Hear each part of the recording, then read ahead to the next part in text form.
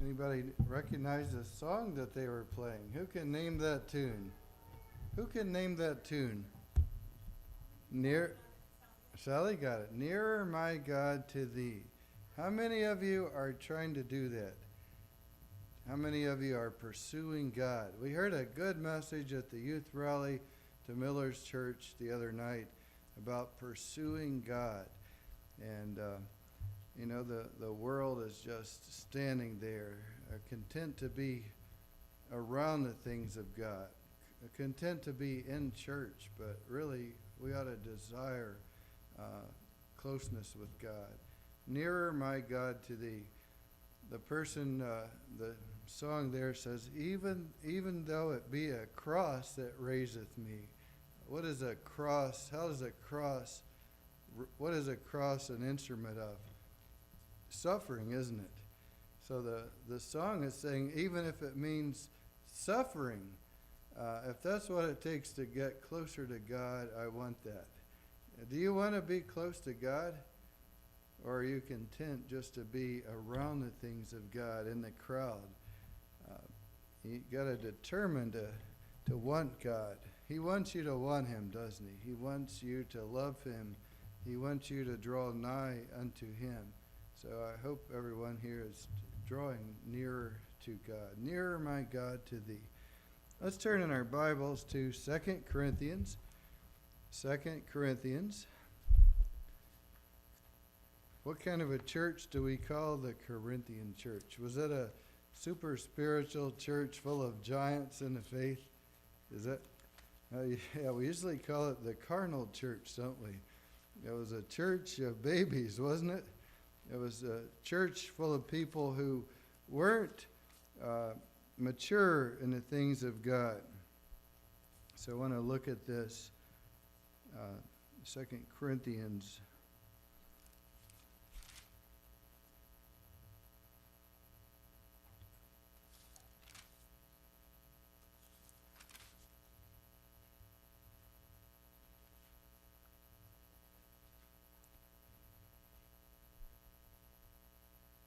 There were some people in the church giving Paul trouble, questioning his authority.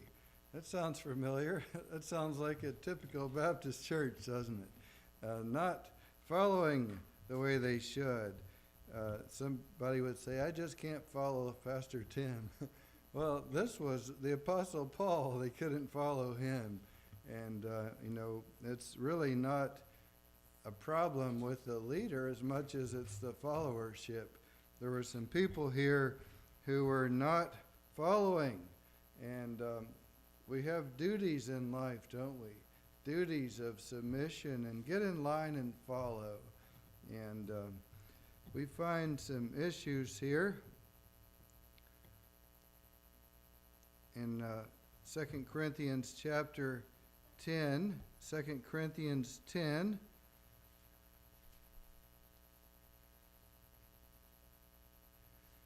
I'd like to look at verse 1. We see a hint of trouble in the church there. 2 Corinthians 10:1.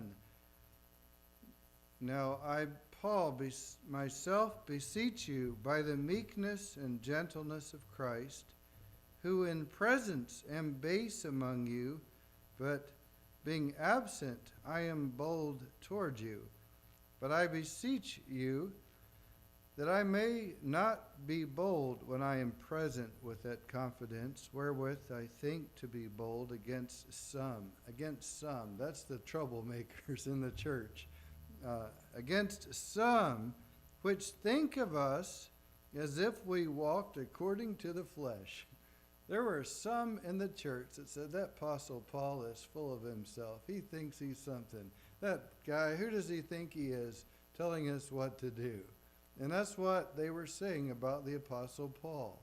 That wasn't a problem with Paul's leadership.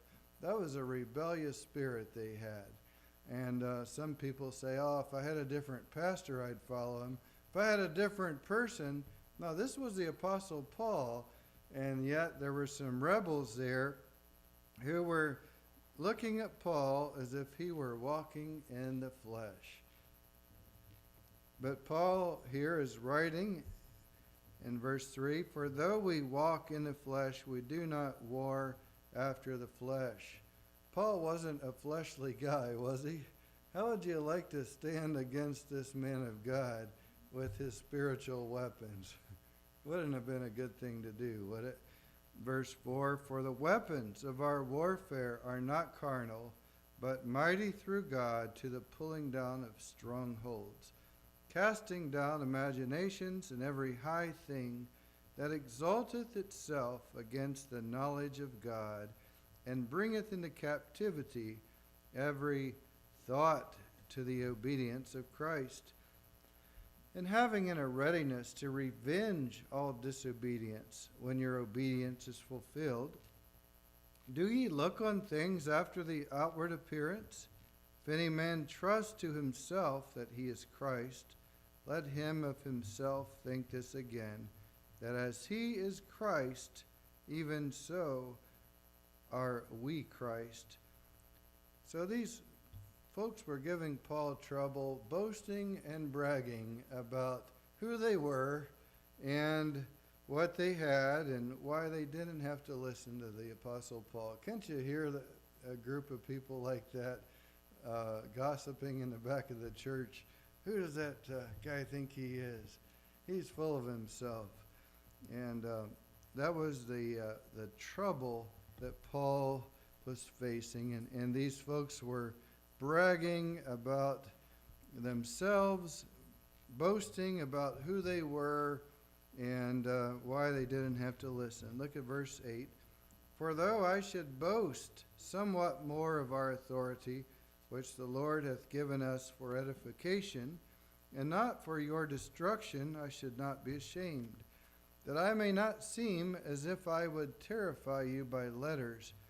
For his letters, say they, are weighty and powerful, but his bodily presence is weak, and his speech contemptible. That's what they were saying against Paul. They said, that guy is writing these big, tough letters, but he's just a weak, scrawny old man. We don't need to listen to him. That's what they were saying. And Paul is shedding some light onto what they were boasting about. They were boasting about themselves and why they didn't need to yield to the Apostle Paul. Verse 11, let such an one think this, that such as we are in word by letters when we are absent, such will we be also in deed when we are present. And then Paul, he tells them why he has something to boast of. Now they were boasting of their conformance to the law. They were boasting about their circumcision. They were boasting about their credentials and the normal things that people brag about. But Paul, he began to talk about some reasons that he could boast in the flesh if he were to do such a thing. And that's really what the rest of chapter 10 and into chapter 11 is about. If Paul could boast, these are the things that he could boast of, but then he says, the only thing I really boast in is Jesus Christ and not who I am or what I have.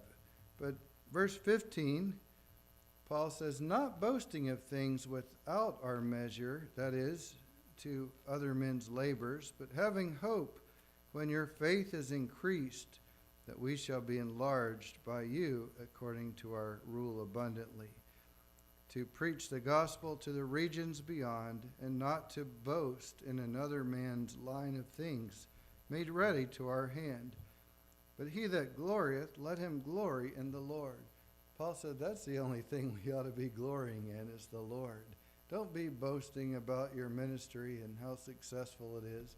Don't be boasting about your lineage and how you were baptized by so-and-so, or don't boast about your knowledge of the Bible. Don't boast about your family and what family you were born into. Don't boast about your holiness and tell me how holy you are or any of these things. Paul says, but he that glorieth, let him glory in the Lord. That should be our chief thing that we glory in. And then in chapter 11, Paul says, if I were a boaster, here's what I would be boasting in. Verse 1 of chapter 11, would to God ye could bear with me a little in my folly. But what is folly? It's foolishness. He says, I'm going to get foolish with you a little bit. These are some things that I could boast in if I were a boasting sort of a guy who gloried in the flesh. And then we get into some of these things here that Paul could boast in. He could boast that he wasn't the least of the apostles. Look at verse 5. He says, I could, if I were a braggart, I could boast about my position. He said in verse 5, for I suppose I was not a whit behind the very chiefest apostles. I could brag about that. I could brag that I'm not behind the chiefest of all the apostles. Verse 6, but though I be rude in speech, it's rude to boast, isn't it? But though I be rude in speech, yet not in knowledge, but we have been thoroughly made manifest among you in all things. Have I committed an offense in abasing myself, that ye might be exalted, because I have preached to you the gospel of God freely?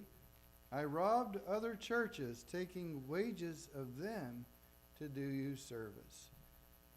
The church had gotten a little big on itself. They had gotten to the point that they thought that they were better than the Apostle Paul.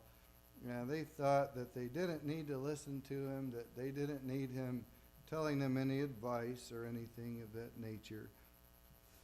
But Paul says, if I could boast, these are some things that I could boast about.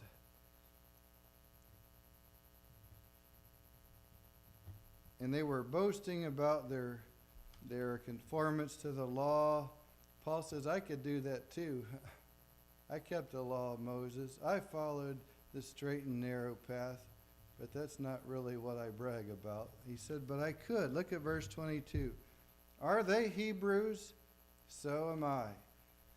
Are they Israelites? So am I. Are they the seed of Abraham? So am I. Are they ministers of Christ? I speak as a fool. And then he we'll get into the rest of that in a little bit. But do you see the trouble? What is the root word of these folks who were giving Paul trouble? Pride. Anytime somebody is boasting, what are they full of? They're full of pride, aren't they? They thought that they were better than him. They thought, I don't need to listen to him. We've arrived. We're more holy than he is. We come from the stock of Abraham. We're Hebrews. We're keeping the law. We've been circumcised. We're keeping all the ordinances of God. And we're better than Paul, is what they were boasting about. But Paul, to prove that they were wrong, he says, if I were a boasting man, I could boast about my trouble that I went through for Christ. And that's really what I want to preach on this afternoon, is Paul's perils. The things that Paul could brag about, to show them up and to show them that he was in it more than they were, that he was serving Christ more fervently than they were. Paul said, if I were to get in the flesh and brag about me, I could brag about what I've suffered for Christ. And we get into Paul's perils here, that he's listing these not to glorify himself, but to put these men to silence who were full of themselves. And they were bragging about why they didn't need to listen to the Apostle Paul. So I want to talk about Paul's perils starting in verse 23. In stripes above measure. What does it mean if something is above measure? If I said Mr. Starr's age is above measure, that would mean he was really old, wouldn't it? But he's not. He's 79, 78, 79. Yeah, good. Same age as my dad, so I can remember that. But if I said that, somebody's weight was above measure, that would mean it was a big number, and you couldn't measure it. Paul said that he had received stripes above measure. He had received so many stripes, he couldn't even count them. His back had been beaten so much, stripes, that he just couldn't measure it. It was too many for him to count. That's a lot of stripes, isn't it? Why did he receive those stripes? That was for serving Christ. That was for serving Christ. Do you think Paul was a faithful servant of Christ? Yes, he was. Do you think he deserves a prize for standing up for Christ and not quitting with all that trouble? Probably does. Should we listen to the Apostle Paul, who endured all that for Christ? I think we should. I'd say his credentials are pretty good. Stripes above measure. But that wasn't the only thing. That was just the first one on the list. In prisons, more frequent. Here's a man who frequented prisons. Not because he had a jail ministry, but because he was the jail ministry. He was the prisoner. Not just a prison with a clean cell and 3 square meals or whatever. This was an awful, dirty dungeon. No sanitation. Sanitation was where you're standing, in the muck and mire of filth. What an awful place, but he frequented those. Why? Because he was suffering for Jesus. He was faithful to the Lord. He was doing what Christ wanted him to do, enduring hardness as a good soldier of Christ. Were those boasting braggarts going through that level of trials? No, they weren't. They were full of hot air, weren't they? Full of hot air. And deaths oft. How many of you died often? How many of you have been beaten to death many times? What do you suppose oft means? A regular occurrence. It seems as if that the man kept dying and Christ kept reviving him. We know that he was stoned to death and taken out as dead, but somehow Christ brought him back. But it seems that that wasn't the only time that it happened regularly. The man would get beaten to death.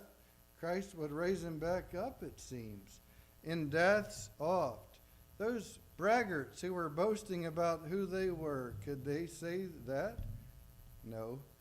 What about verse 24? Of the Jews, 5 times received I 40 stripes, saved one. Now that was just of the Jews. That's not part of that other group of stripes that he received from non-Jews. This was just of his own people. Have you experienced that level of hurt from your own people? How many of you have been hurt by your own people before? People like you, people. But here's a man who received 39 stripes. And why did they stop at 39? It was the law. That was the law of Moses. 5 times received I 40 stripes, save one.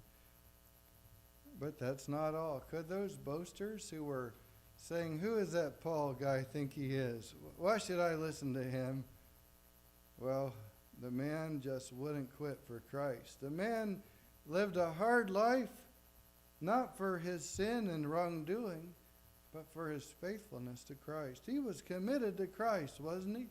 Do those braggarts have that level of commitment? Where are they? Where did the braggarts go? Braggarts can't abide and endure that kind of thing. What happens when things get tough for the braggarts? They quiet down and run, don't they? Full of hot air. Verse 25, thrice was I beaten with rods. 3 different occasions he was beaten with rods. Beaten with rods. And yet he didn't quit. He kept getting up, preaching Christ. Do you think Paul was a worldling? Do you suppose that he was living for the things of this world? Not a chance. Not at all. He was 110% giving Christ his very best, wasn't he? How come we're not? How come we're not giving God our very best? Was there earthly gain for that? No. Paul had his eyes on the heavenly prize, didn't he? Had his eyes on eternal things. Once was I stoned. Stoned? Thrice I suffered shipwreck. 3 different times he was involved in a shipwreck. Still didn't quit. A night and a day I have been in the deep. How would you like to float on a board for a night and a day? 24 hours floating on a piece of a ship at sea? In journeyings often. Paul did a lot of traveling, didn't he? Often. He went on multiple missionary journeys. In perils of waters, certainly endured some storms at sea. In perils of robbers, had to face robbers. In perils by mine own countrymen, his own people, perhaps his cousins or distant cousins, gave him trouble. In perils by the heathen, people that were barbarians, people that couldn't speak the same language, gave him trouble. In perils in the city, in perils in the wilderness. What kind of perils might you face in the city? What are some city troubles you might face? Unbelievers. There's certainly people in a city that you have to deal with. What are some other difficulties of the city? Crimes and violence. Perhaps rat infestations and things of that nature. What else? Temptations in the city. Paul endured all that, didn't he? Didn't quit on Christ. He didn't give up. He didn't turn aside. In perils in the wilderness. What kind of perils might someone face in the wilderness? Wild animals, sun exposure, cold exposure, rain exposure, maybe water shortages, snow, food shortages. Paul, snakes, that's right. Scorpions. He had some trouble in the wilderness. Perils in the sea. What kind of perils may you face in the sea? Drowning, sharks, storms. In perils among false brethren. What kind of trouble may someone experience by false brethren?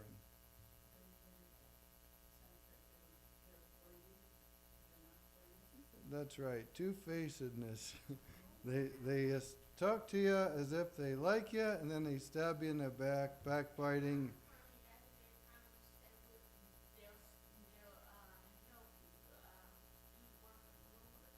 False promises tell you that they're going to help do the work of the Lord when essentially they're calling the work of the Lord gossiping about you and giving you trouble, lying about you, belittling you, slandering you.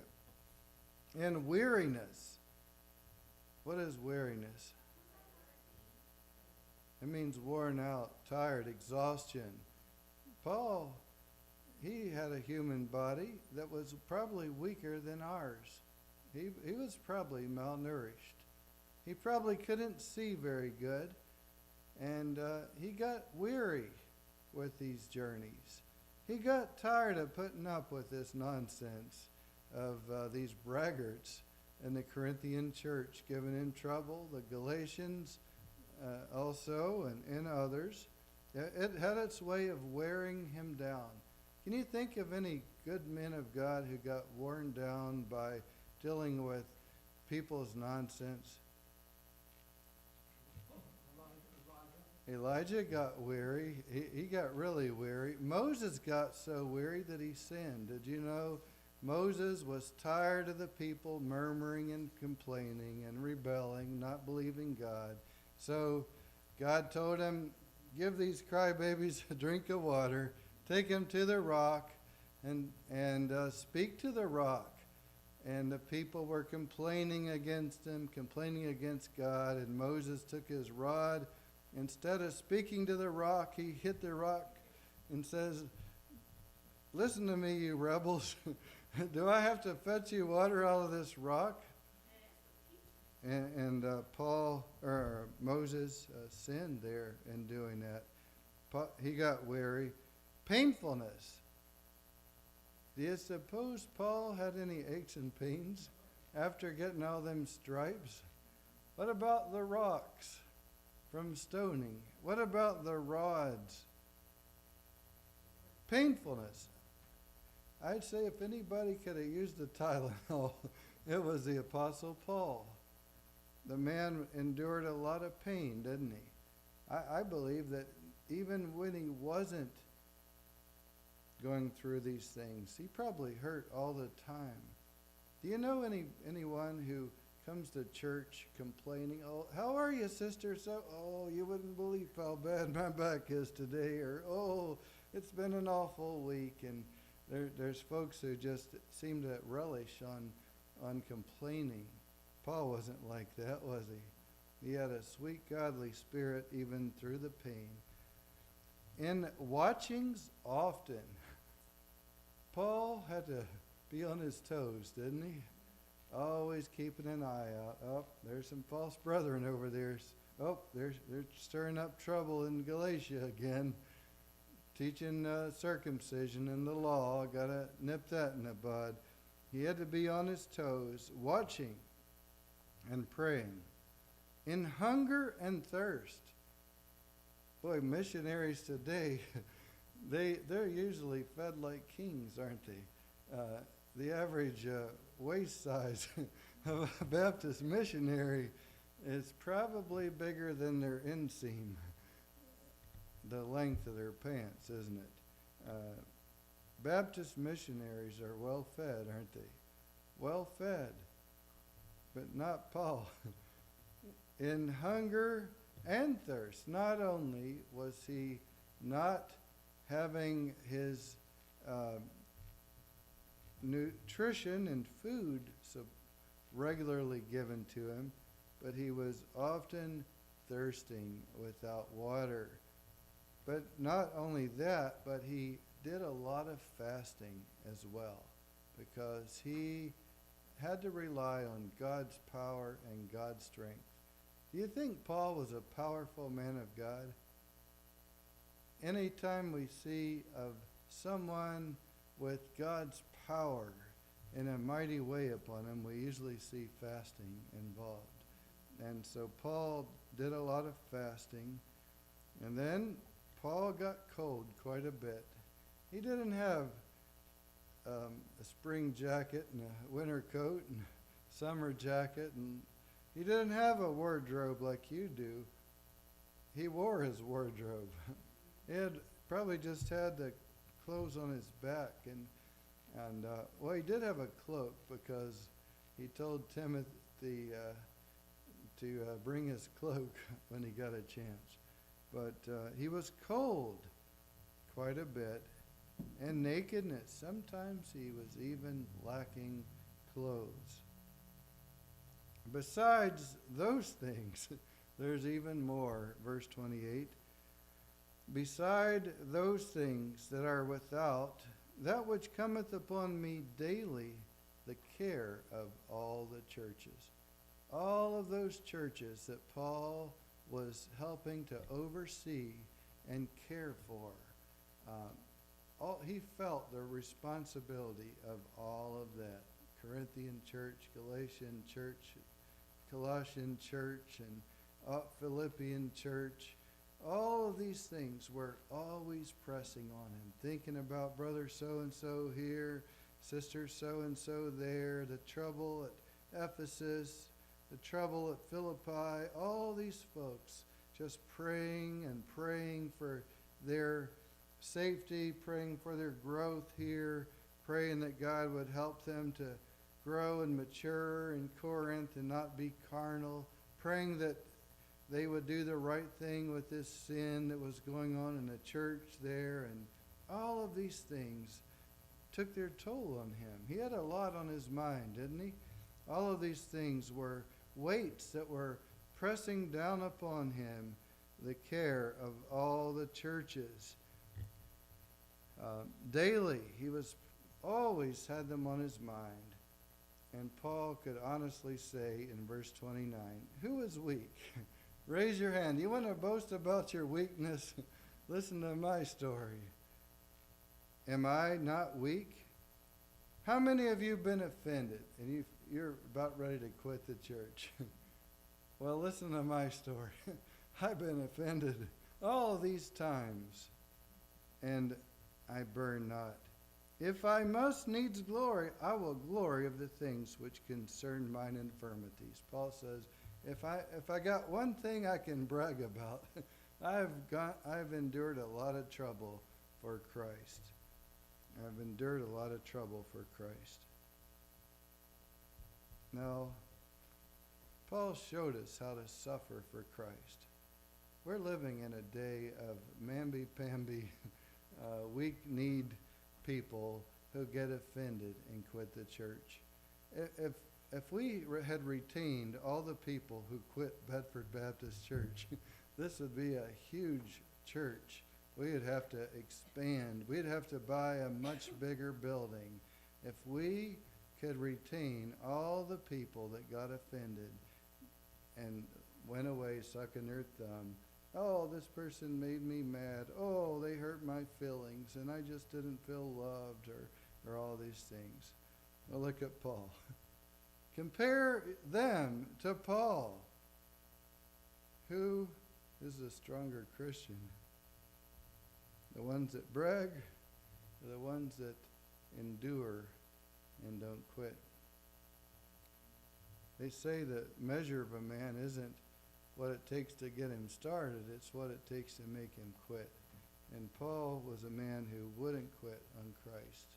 He kept on going, faithful to the end, and some of his last words were recorded in 2 Timothy. I have fought a good fight. He certainly did, didn't he? I have finished my course, and I have kept the faith. I have kept the faith. So Paul's perils. Why did Paul endure all these perils? What do you suppose motivated him? Well, he told us the thing that motivated him. He said, the love of Christ constraineth us. He was full of the love of Jesus. And when he was in those dirty prisons, when he was in throngs getting his back cut up to shreds, when he was being stoned and pelted, when he was on the ships that were beaten with the waves, what do you suppose was on his mind? Oh, how I love Jesus, because he first loved me. He was moved by the love of Christ.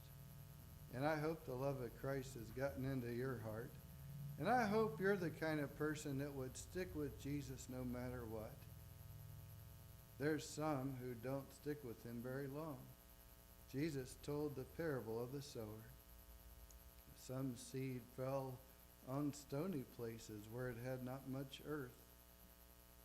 Those seeds sprouted, those seeds began to grow, but they didn't last very long. When times of temptation came along, by and by he is offended. By and by he's offended. I hope you got the things that got deeply in your heart.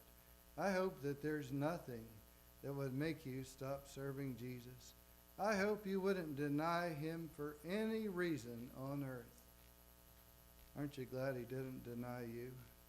Aren't you glad he went all the way to the cross, all the way to Calvary's mountain?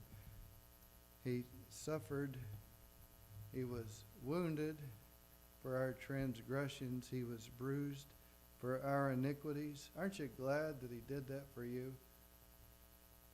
What he's asking from you in return is that you serve him with gratitude, that you serve him with love, that you live for him with your life.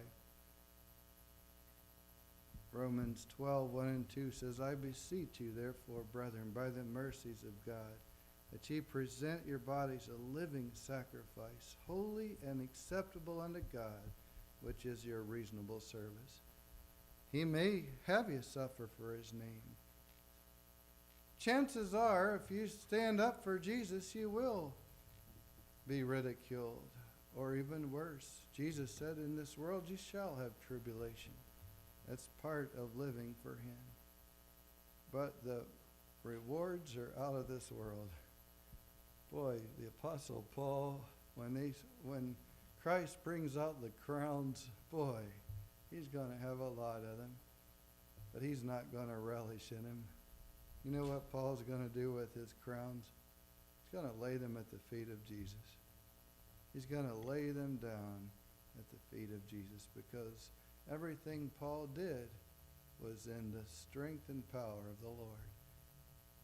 As Paul was suffering all these things, he wasn't alone. Christ was in him and with him all the way. And that's the way it is with all of us. So I would just like to encourage you to live for Jesus. Don't live for yourself. Don't be a quitter. Don't get offended like so many have done and left our church and left other churches time after time and over the years. There's so many people that don't have the stick-to-itness that they need to have to glorify God. Paul did. He had the good stuff, didn't he? That seed got way down deep in his heart, that seed of the Word. And Paul lived faithfully for the Lord, even though he went through all these perils. So he's a good example of a Christian, and we ought to look to him and see what he did, and we ought to determine to be like that and not quit. And if you have any questions after the service, if you'd like to talk about how you can be more like Paul, more like Jesus, well, we could get into that later.